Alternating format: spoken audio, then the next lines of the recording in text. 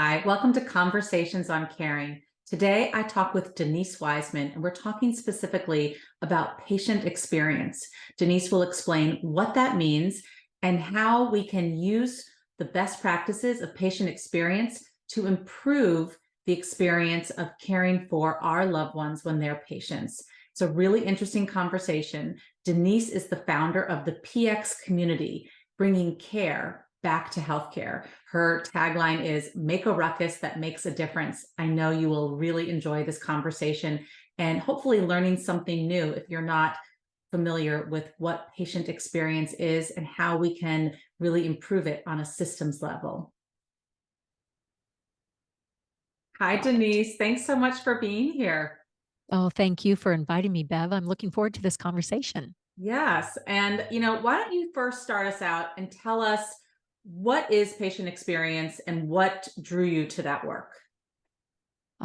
Two-parters. So I'm going to start with what drew me to it. Great. So when I graduated from college, I was a registered dietitian, or that's what I was trained to be. And so I entered healthcare as a dietitian.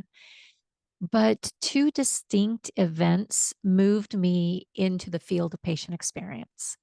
The first was listening to Quint Studer speak and then reading his book, Hardwiring Excellence. So, Quint, for those of us who have been in healthcare for quite a few years, he was an idol for many of us. And I still have my dog-eared and highlighted copy of his book, Hardwiring for Excellence. In the book, it and he made me think differently about healthcare. So, this work that we do and the why behind are doing it. The second thing that occurred was my own experience of not being heard as a patient and how that risked my life. I Oh, was lucky to only have landed in the hospital and to have come through it without any further complications. But the lack of a physician listening to me caused a pulmonary embolus and I was hospitalized. And so those two things moved me to shift my career while in healthcare and to shift it to patient experience. So, if we talk about what patient experience is, the Barrel Institute has developed a definition that we often use, and it's beautiful. It's the sum of all interactions shaped by an organization's culture that influence patient perceptions across the continuum of care. And I completely support this definition. This is what affects the patient's experience from the patient's perception. mhm. Our problem in healthcare is we only focus on this. We focus our efforts directly on improving those moments with the patient. And we tend to think of these connections that touch the patient and work to solve those. We don't step back and look at the broader system and ask the questions of why and assess the system more holistically. Hmm. For example, if we get a comment that a physician was rude, we go to the physician and coach him or her to be nicer. Mhm. But what caused the physician to be rude? So often it's a system issue that needs to be solved. And so by going to that physician, we're adding weight to their shoulders and causing some of this other stuff that we're seeing within healthcare right now. We're not solving the system problem that's causing it. And thus, what we're seeing with this work in patient experience over the decades is we're not making any headway Mm. because we're not solving the root causes. So, when we talk about patient experience, to me, it's kind of twofold. It is the patient's perception and experience, most definitely, Mhm. but it's more systemic than that. And so when we want to solve patient experience, we need to look beyond the what the patient is telling us and look for those root causes. Right. So it's not these individual instances, but it's really this systemic what's causing it. That's right. That's right. Well, that's so interesting and so much harder to solve, right? I mean, Of yeah, yeah. Well, and impossible to solve if we don't look at it that way. If we're right. only trying that direct touch point, we're not going to be able to solve the issue. And we're seeing that. We haven't solved Mm, it. wow. So I'm wondering, what actions have you seen, because you've spent so much time looking at healthcare providers, what do you see is working well in the area of caregiving? Like what's some either actions or things that people say that you can see that interact with the patients or perhaps even with their families? One of the things that I would say that we can see is when we look at the data, if you look at, you just Google search those professionals who are most trusted, it's nurses and then physicians. So Mm-hmm. our caregivers, those individuals, their role, but also themselves are trusted for the most part. You always have the few that aren't, but for the most part, they as professionals are trusted. They are seen as caring and doing the right work, the right thing.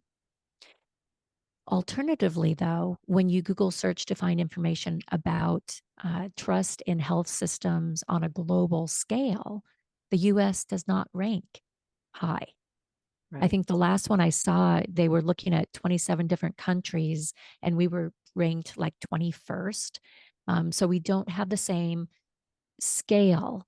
And so when we look at those actions, um, there are things that we can do at the individual level and that people are working to do to improve how we talk with patients, how we um, truly interact and get that computer in the clinic room out of our way so that we're really focused on each other in the moment. And that's again, that computer in the room is a system problem. How do we Mm-hmm. solve that so that we get back to that direct care? And so that's again, it's not the individual, it's we've put something in the way of that we need to solve. Yeah. And now I How feel do you like I've kind of lost track of your Well, question. I'm gonna bring it back. So how Good, do you thanks. think we can, as caregivers and loved ones, when we see that someone we care about is sick, they've become Yeah, patients, what can we do to support them knowing what you know about patient experience? I love that question, Bev, because you're right. When we're the patient trapped in it, one, especially if we are feeling very ill, Mm, we don't have the energy to fight the battle of healthcare. And it really can be a battle, unfortunately, right mm, now. For mhm. myself, I live in a very rural area of Washington State. For me to get an appointment with a PCP, a primary care provider, it took me 5 months to get into to see a new provider. And then that experience didn't go the way I'd want. But what that ultimately meant is I'm now driving 2 hours to go back to my original primary care physician because that's the care I want. And I'm willing to go out of my way. But those, I've lost your question again. I go off on No, tangents. it's Deb. okay. Center I'm me. wondering, Yeah. so like, when we see that our loved one is the Oh, patient yeah, and yeah, they're yeah. Thank battling, you. what can we Yep. do to help them? Yeah. It's, they can rally around us. So I know um, when we think about trying to schedule an appointment or fighting with insurance or any of those, if we have friends and family who are willing to do some of that for us or to help Mm, us with it, or even just to um, be there available to us to talk through it, what do I do next? But it's advocating for our loved one when they maybe aren't positioned well to do so. yeah. So I think that's a really important piece is reaching out to your network when you're the patient to say, can you help me through this? But also offering if you have a loved one who is going through, what can I do for you? Yeah. Because sometimes you can make those calls or you could sit on hold for them and let Mm, them know when somebody's finally picked yeah. up or Yeah. whatever that may be. So I think it's that and it's also advocating. Mhm. Going to appointments with them if they'll let you so that you're also hearing it and catching what they might not be hearing because they're in the middle of other things going on for them. They're the ones experiencing what's going on, and it might make it difficult to listen, to hear. And then sometimes being willing to fight the battles that need to be fought in order to get the type of care you think is in their best interest. Yeah. I'm thinking back on my own experience where I was the caregiver, but I was going with my daughter and, asking my mom, will you come with me to this appointment? Because Yeah. just knowing that I wanted to have another set of ears in there so that if I'm taking notes, she's also hearing it or vice versa, because sometimes or asking the questions I might forget to ask. Hmm. That's right. Or even Well, just and being that person to like be the runner, like, okay, can you go get us snacks? Can you go park the right. car? Right? Right, right. Yeah, yeah. Yeah, just lift some of the burden, and some of Yes, the burden is just being there and knowing that you're not alone. I agree. Will you tell us about the PX community, what you're building? It's so exciting, and I feel Oh, so thank to be you. part of it. Yeah, so I started the PX community when I lost my position during COVID. I luckily I was given a very generous severance package so I could kind of sit back and one just, that get over the, oh my gosh, I lost my job. But then think through those next steps. So now what? What do I want to do? And Bev, I'm at an age where I've gathered many years of experience, and now I want to leave a legacy. I really want to make a difference in this second half of my life. I've worked in small and large hospitals. I've worked for large healthcare systems, so multiple hospitals and clinics. I've worked with, so inside healthcare, and then I worked for vendors outside of healthcare that were, in theory, supportive of healthcare. And from both sides, inside healthcare and inside a vendor organization, I saw barriers to the ability to change healthcare, to make the transformative change that we need in healthcare. And from those who are offering support in other ways, whether they're consulting in healthcare, what I saw was a continued focus on what I shared before, that focus on the individual caregiver or frontline teams making a Mhm, change and not the system making a change. So we've done this for years and we've made no headway. And it made no sense to me to continue to do that. So mhm, I thought I needed to try something new. I'll try something on the outside. And so I am working to build a community.